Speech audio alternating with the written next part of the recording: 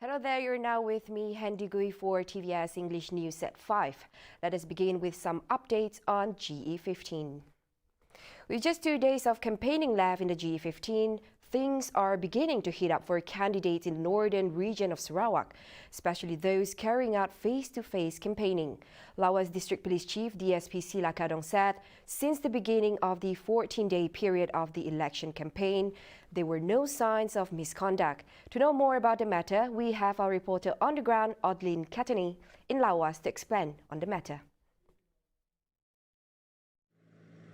Thank you, studio. Currently, I am at LAWAS Parliament. More than 20 million Malaysians are expected to vote for a new government following more than 2 years of political turmoil that led to a snap election.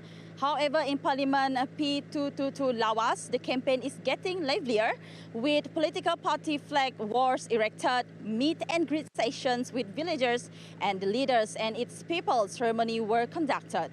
Just yesterday, the machinery of Gabungan Parti Sarawak GPS was launched, involving 2 lorries with a loudspeaker echoing the area, in which it calls upon all residents in the area to come out and vote this polling day on November 19.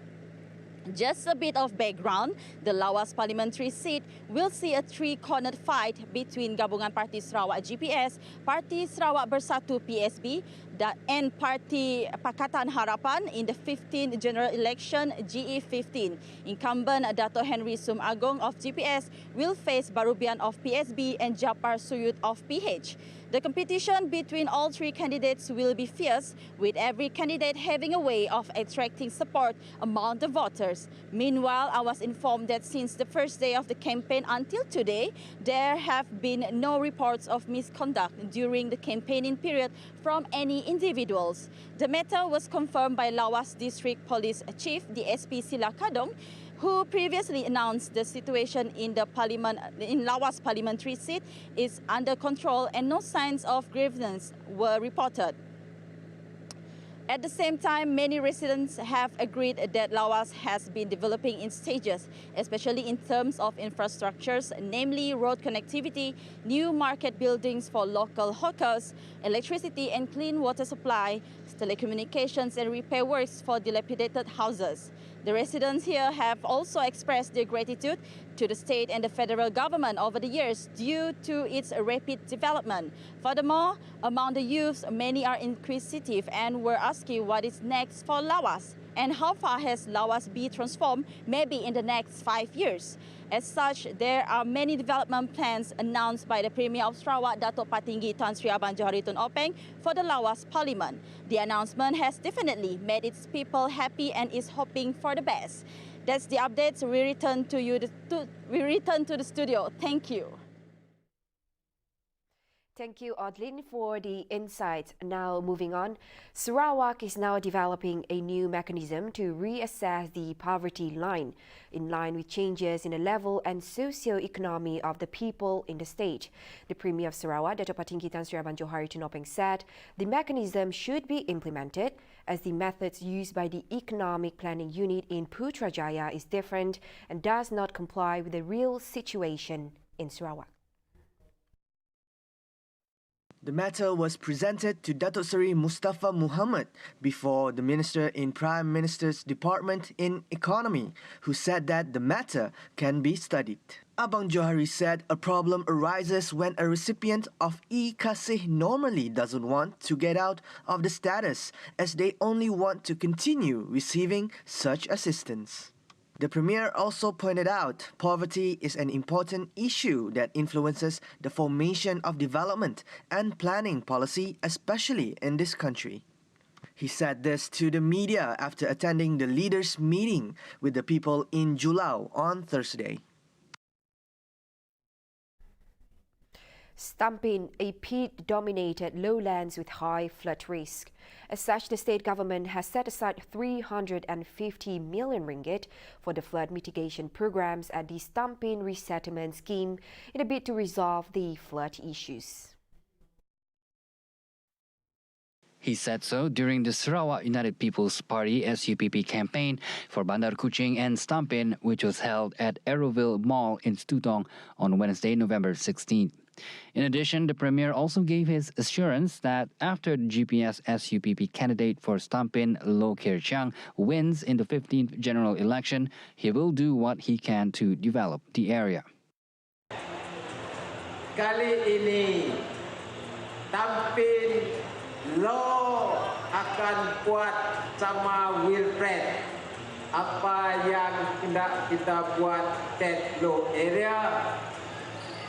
Dia jumpa saya tadi. Saya cek lagi ada peruntukan bajet tahun baru. Kita buat DID projek sana. Harga dia 350 juta.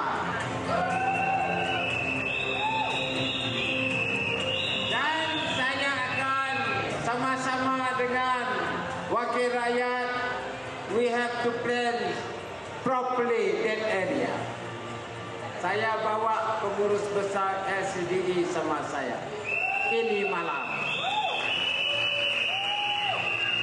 Ini what we call development. When you want to transform, you promise, you deliver. Now, among those present were SUPP's President Dato Sri Sim Kui Hian, GPS candidate for Bandar Kuching and Stampin, Eric Tay and Low Kier Chiang, Kota Sentosa Assemblyman Wilfred Yap, SUPP Women Chief Ko Tek Wan, and Kuching South City Council Mayor Dato Wee Hong Seng.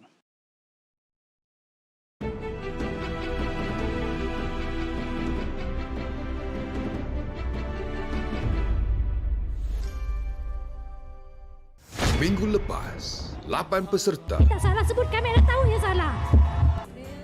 Awak finishing awak kurang. siapakah 8 peserta seterusnya Lagu ni awak marah ke? Tak faham lagi ni. yang bakal bertarung.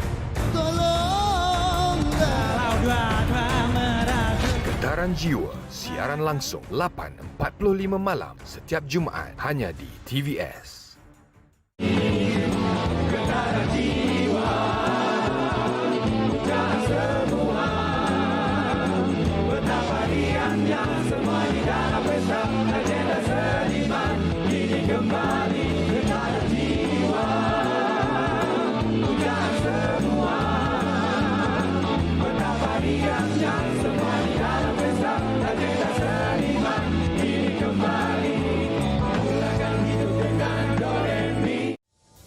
The Election Commission has registered 1.94 million eligible voters in Sarawak, with 6.6% or 120,000 of that figure being first-time voters for the upcoming 15th general election.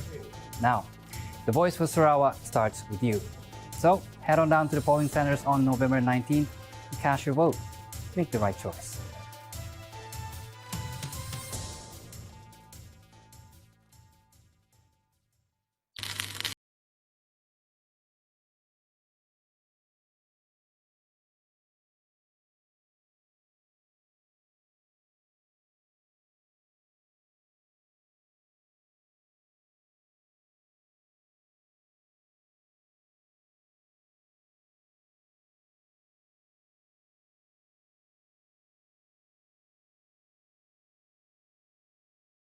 Hanya di TVS.